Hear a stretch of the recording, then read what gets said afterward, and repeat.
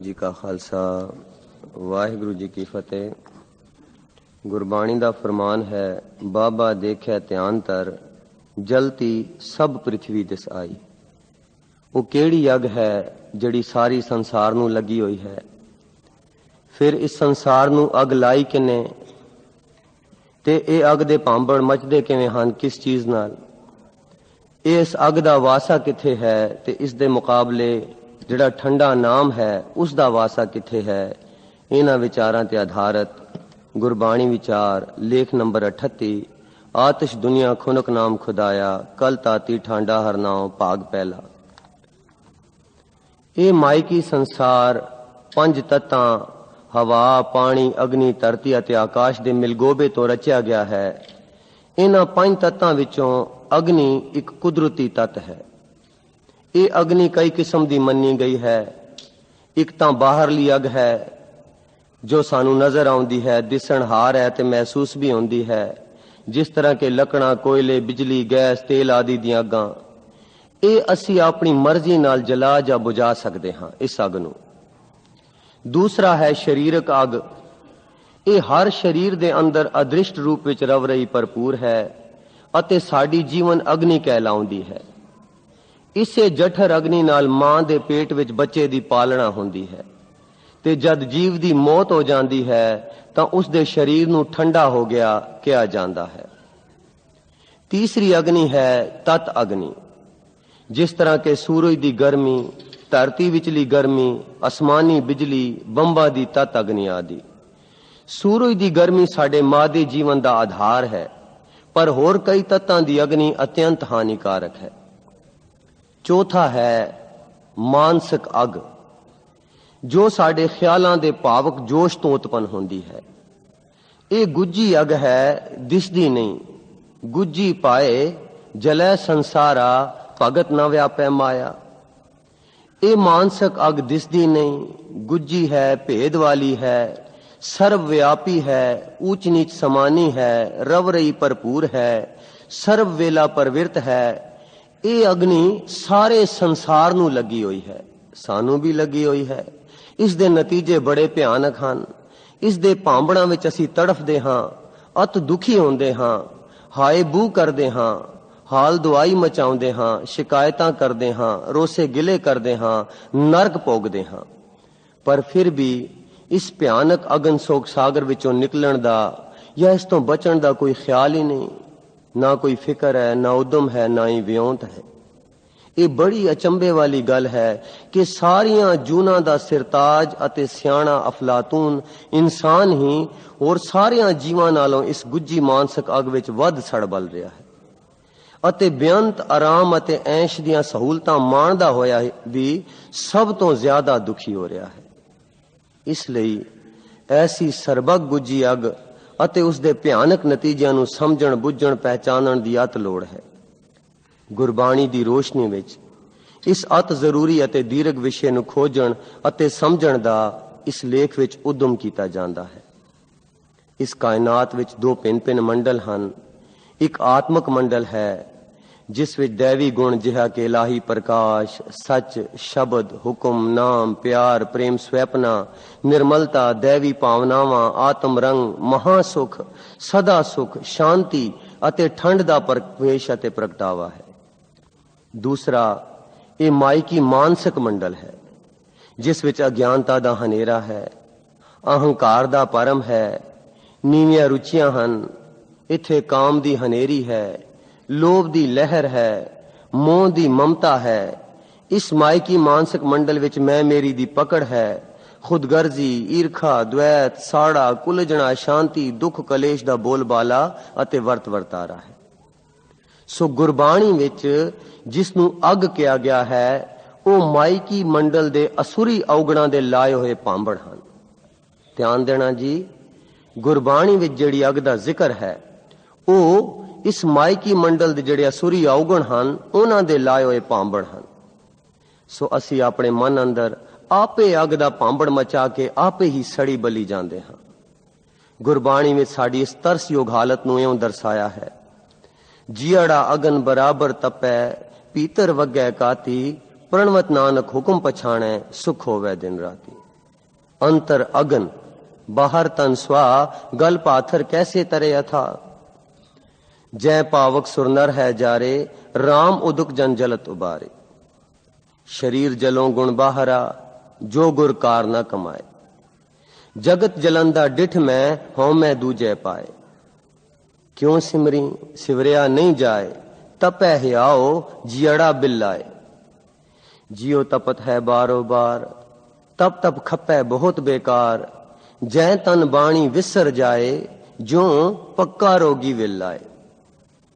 अंतर अगन जलै पड़कारे मनमुख तके कुंडा चारे। फरीदा मैं जानिया दुख मुझको दुख सवाइया जग। ऊंचे चढ़ के देखिया ता कर कर एहा अग। रंग न राता रस नहीं माता बिन गुर शब्दे जल बलताता। पर सानू अपनी तरसयोग हालत की बाबत पता ही नहीं, एहसास ही नहीं, सोझी ही नहीं, समझ ही नहीं, ज्ञान ही नहीं। इस तरह असी अपनी अज्ञानता नाल इस गुज्जी अंदरली मानसक अग विच पल पल दिन रात सारी उम्र गोए दी अग वांग असी आप भी तुखदे सड़दे बलदे कुलजदे दुखी होंदे होए नरक भोगदे हां ਅਤੇ ਆਪਣੇ ਨਾਲ ਦੇ ਸੰਗੀਆਂ ਸਾਥੀਆਂ ਨੂੰ ਵੀ ਇਸੇ ਗੁੱਜੀ ਅਗ ਦੀ ਚੁਆਤੀ ਲਾਈ ਜਾਂਦੀ। ਪੜ ਪੰਡਤ ਅਵਰਾ ਸਮਝਾਏ ਘਰ ਜਲਤੇ ਕੀ ਖਬਰ ਨਾ ਪਾਏ। ਕਿਜ ਨਾ ਬੁਝੈ ਕਿਜ ਨਾ ਸੁਝੈ ਦੁਨੀਆ ਗੁੱਜੀ ਪਾਏ।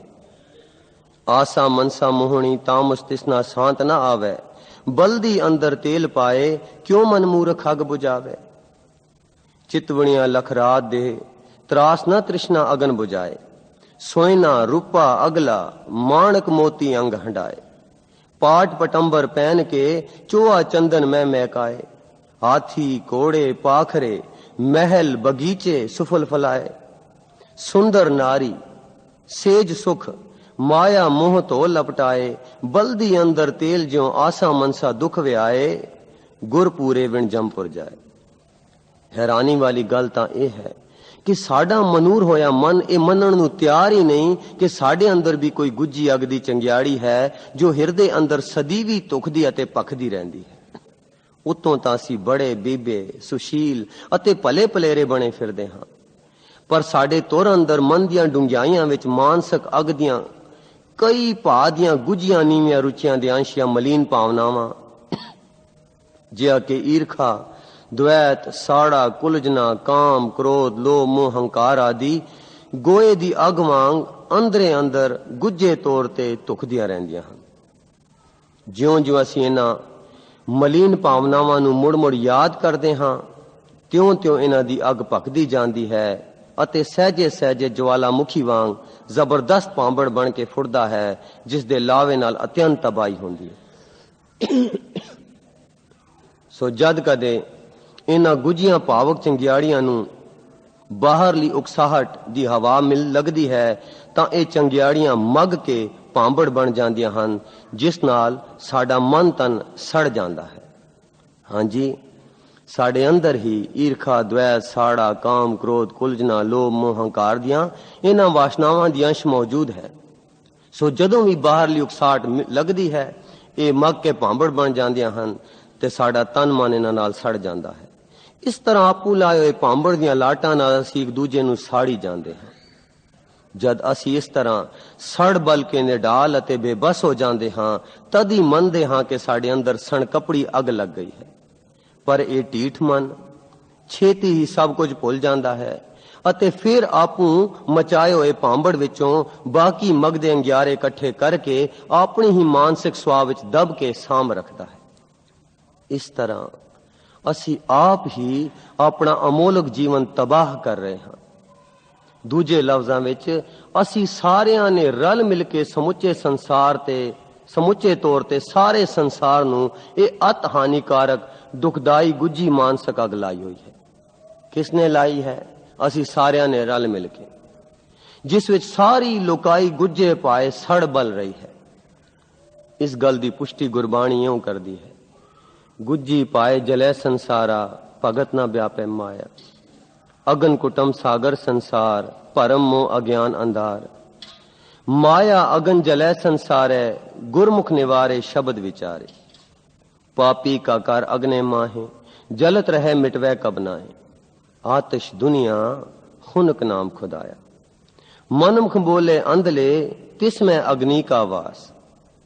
निर्वैरे नाल वैर रचाएंदा, आपने कर लू की लाए। अंतर क्रोध अहंकार है, अनदिन जलै सदा दुख पाए। ये जग जलता नदरी आया, गुर कै शब्द सुभाए। शिव बिरंच अर इंद्र लोक, तामै जल तो फिरया। शिव बिरंच असुर सुर, जेते काल अगन में जरते। बाबा देखे ध्यान तर, जलती सब पृथ्वी दिसाई। अग एक तत्त है, पर ਲੱਕੜ ਕੋਲੇ ਬਿਜਲੀ ਗੈਸ ਆਦि ਦੀਆਂ ਲਾਟਾਂ ਦੇ ਪ੍ਰਕਾਸ਼ ਅਤੇ ਪ੍ਰਗਟਾਵੇ ਵਿੱਚ ਭਿੰਨਤਾ ਹੈ। ਇਸੇ ਤਰ੍ਹਾਂ ਸਾਡੇ ਅੰਦਰ ਇਹ ਗੁੱਜੀ ਮਾਨਸਿਕ ਅਗ ਤਾਂ ਇੱਕੋ ਹੈ, ਪਰ ਸਾਡੇ ਮਨ ਦੀਆਂ ਵਾਸ਼ਨਾਵਾਂ ਯਾਨੀ ਕਾਮ ਕ੍ਰੋਧ ਲੋਭ ਮੋਹ ਹੰਕਾਰ ਈਰਖਾ ਦ્વੈਤ ਦੀਆਂ ਭਾਵਨਾਵਾਂ ਅਨੁਸਾਰ ਇਸ ਗੁੱਜੀ ਅਗ ਦੀ ਪ੍ਰਕਿਰਤੀ ਪ੍ਰਕਾਸ਼ ਅਤੇ ਪ੍ਰਗਟਾਵਾ ਭਿੰਨ ਭਿੰਨ ਹੁੰਦਾ ਹੈ।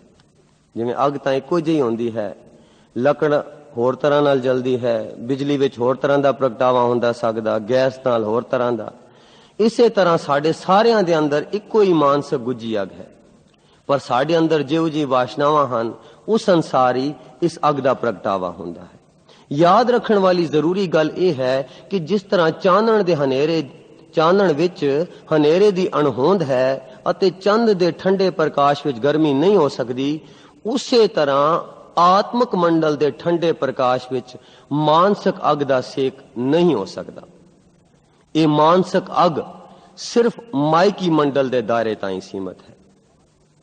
ਦੋ ਮੰਡਲ ਸਨ, ਆਤਮਿਕ ਮੰਡਲ ਵਿੱਚ ਇਹ ਅਗ ਨਹੀਂ ਹੈ, ਸਿਰਫ ਮਾਇਕੀ ਮੰਡਲ ਤੱਕ ਇਹ ਅਗ ਸੀਮਤ ਹੈ। ਆਤਿਸ਼ ਦੁਨੀਆ ਖੁਨਕ ਨਾਮ ਖੁਦਾਇਆ। ਇਸ ਮਾਇਕੀ ਮੰਡਲ ਦੀ ਵੀ ਆਪਣੀ ਕੋਈ ਹਸਤੀ ਨਹੀਂ ਹੈ। ਇਸ ਦੀ ਹੋਂਦ ਸਿਰਫ ਸਾਡੇ ਮਨ ਦੇ ਭਰਮ ਭੁਲਾਵੇ ਦੀਆਂ ਕਲਪਨਾ ਅਤੇ ਭਾਵਨਾਵਾਂ ਉੱਤੇ ਆਧਾਰਿਤ ਹੈ। ਇਸੇ ਕਰਕੇ ਗੁਰਬਾਣੀ ਵਿੱਚ ਮਾਇਆ ਨੂੰ ਮਾਨਸਿਕ ਅਗਨੀ ਦੀ ਤੁਲਨਾ ਦਿੱਤੀ ਗਈ ਹੈ। ਜੈਸੀ ਅਗਨ ਉਦਰ ਮੈਂ, ਤੈਸੀ ਬਾਹਰ ਮਾਇਆ। ਮਾਇਆ ਅਗਨ ਸਭ ਇੱਕੋ ਜਿਹੀ, ਕਰਤੈ ਖੇਲ ਰਚਾਇਆ। ਮਨਮੁਖ ਮਾਇਆ ਮੋਹ ਵਿਆਪੈ, ਦੂਜੇ ਪਾਏ ਮਨੁਆ ਥਿਰ ਨਾਏ। ਅਨ ਦਿਨ ਜਲਤ ਰਹਿ ਦਿਨ ਰਾਤੀ, ਹੋਂ ਮੈਂ ਖਪੈ ਖਪਾਏ। साकत मूल माया के बदक, विच माया फिरे फिरंदे। तृष्णा जलत किरत के बांधे, ज्यों तेली बलत पवंदे। माया मोह अंध अंधारा, होमे मेरा पसरिया पासारा। अन दिन जलत जलत रहे दिन राती, गुरबिन शांत न होई है। माया अगन जलै संसारे, गुरमुख निवारे शब्द विचारे। साडा मन, हाँ जी, इसदा असली देश साडे मन दा निज घर ते आत्मक मंडल ही सी, जिस विच कोई अग्नि है ही नहीं, मानसिक अग।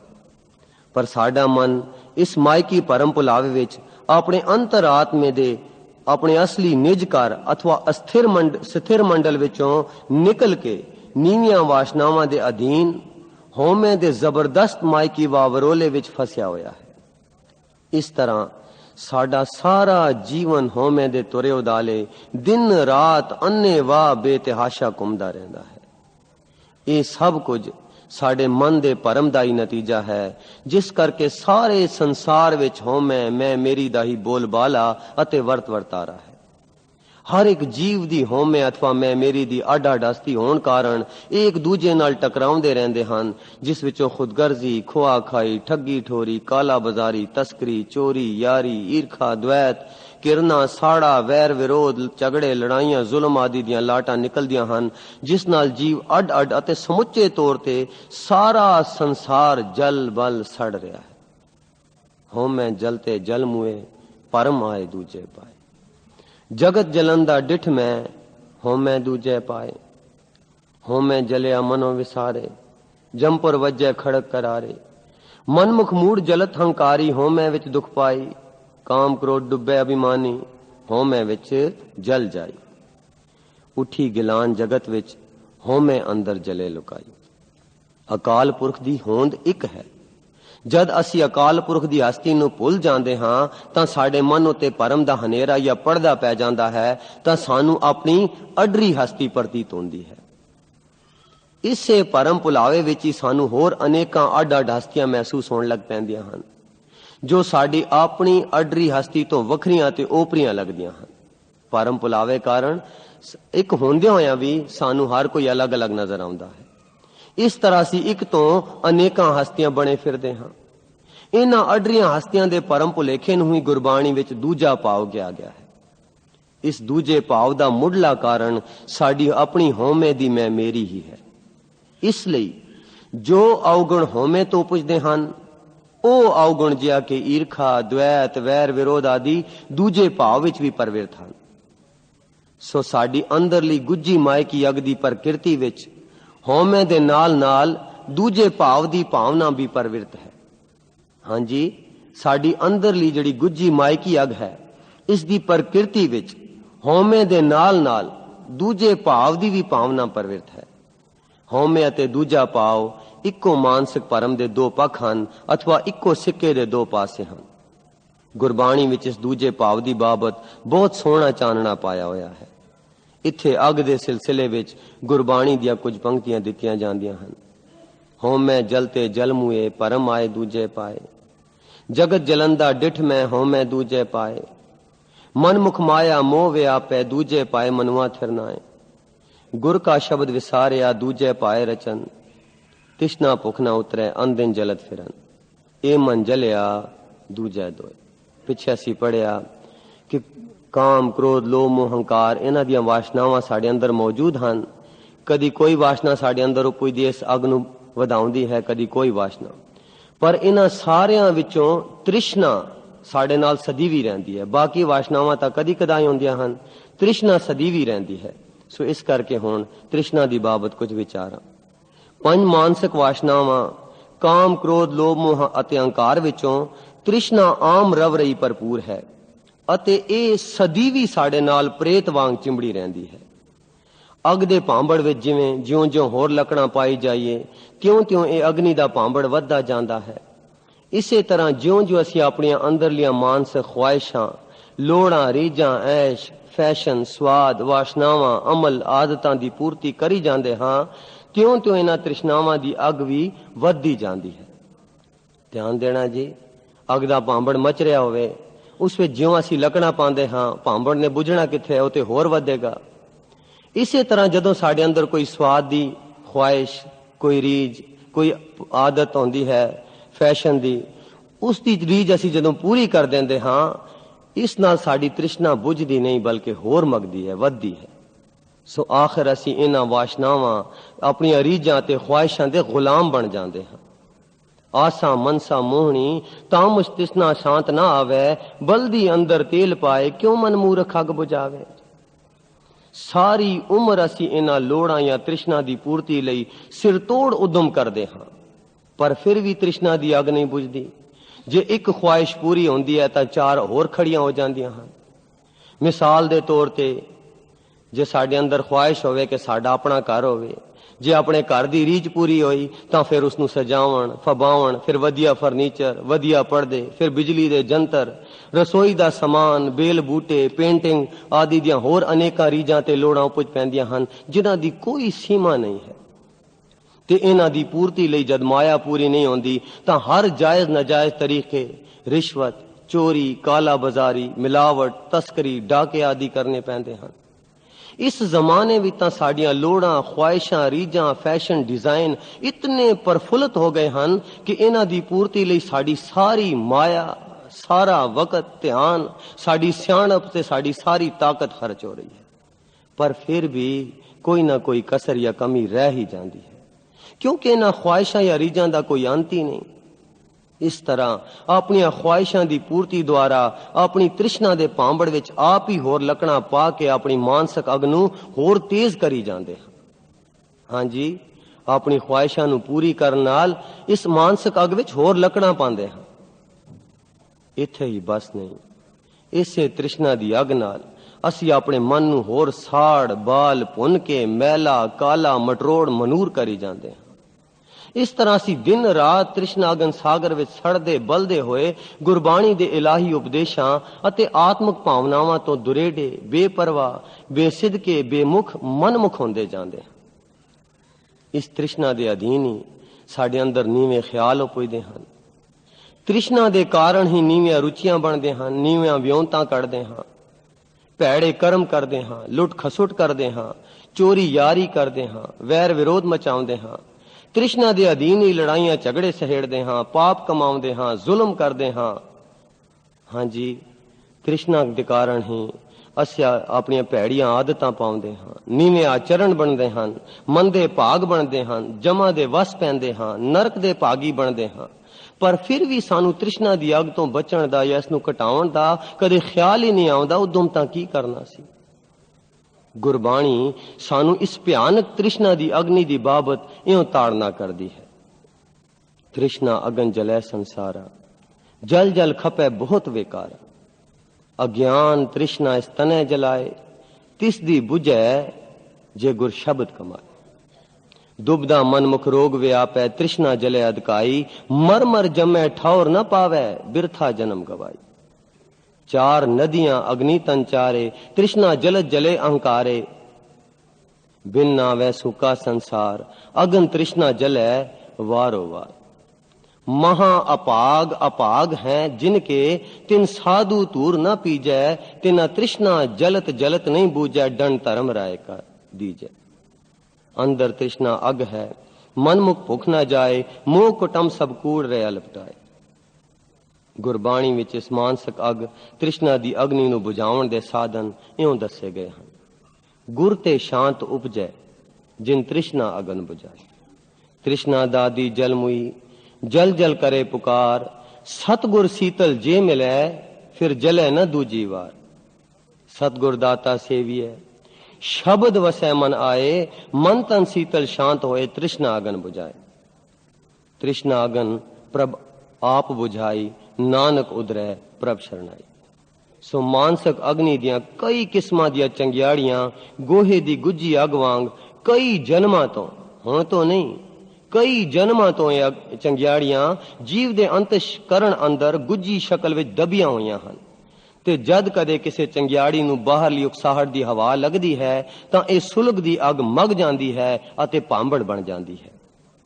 उदाहरण वजों दो गुआंढणा किसी निक्की जी गल दी उकसाहट नाल लड़ पईयां।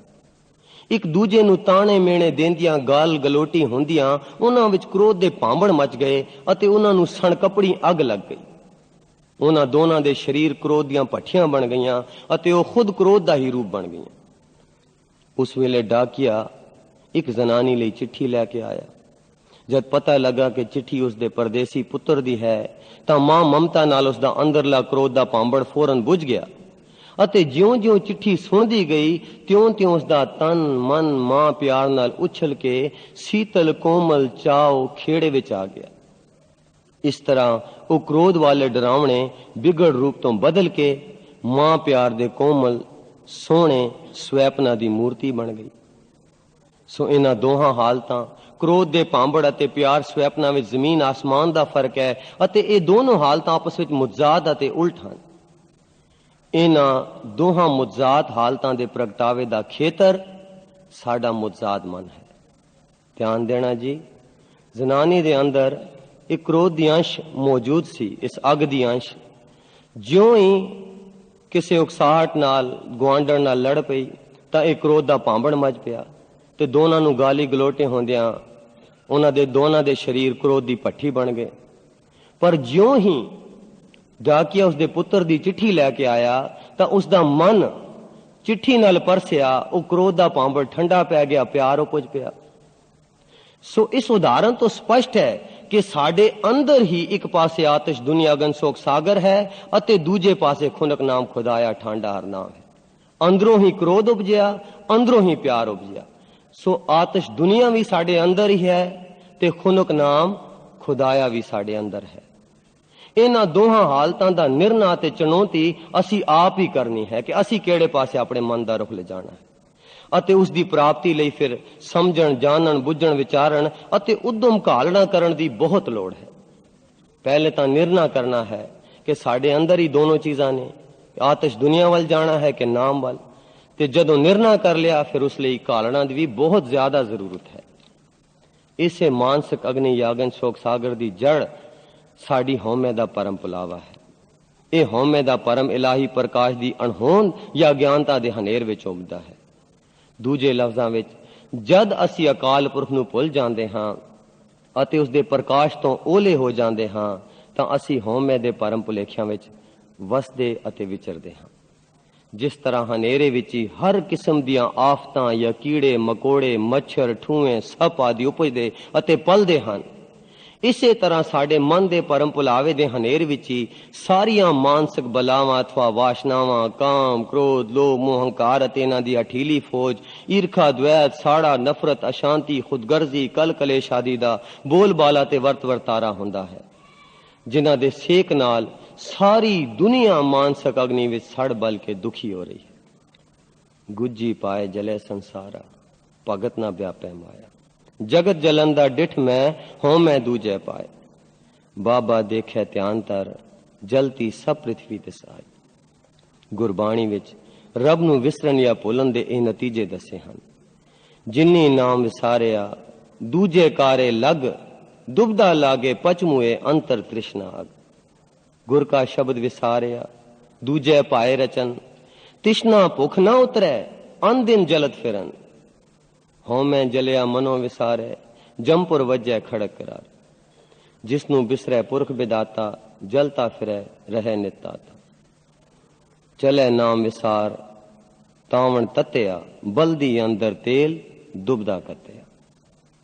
ਗੁਰੂ ਰੂ ਪਿਆਰੀ ਸਾਧ ਸੰਗਤ ਜੀ, ਜਿਵੇਂ ਸਹੀ ਇਲਾਜ ਲਈ ਪਹਿਲਾਂ ਬਿਮਾਰੀ ਦੀ ਸ਼ਨਾਖਤ ਜ਼ਰੂਰੀ ਹੈ, ਇਸੇ ਤਰ੍ਹਾਂ ਇਹ ਭਿਆਨਕ ਬਿਮਾਰੀ ਦੀ ਸੋਝੀ ਗੁਰਮੁਖ ਪਿਆਰਿਆਂ ਨੇ ਇਸ ਪਹਿਲੇ ਲੇਖ ਵਿੱਚ ਸਾਨੂੰ ਦਿੱਤੀ ਹੈ, ਪਰ ਇਸ ਦਾ ਇਲਾਜ ਬੜੇ ਸਰਲ ਲਫ਼ਜ਼ਾਂ ਵਿੱਚ ਇਸ ਦੇ ਬਾਕੀ ਭਾਗਾਂ ਵਿੱਚ ਦਰਸਾਏ ਹਨ।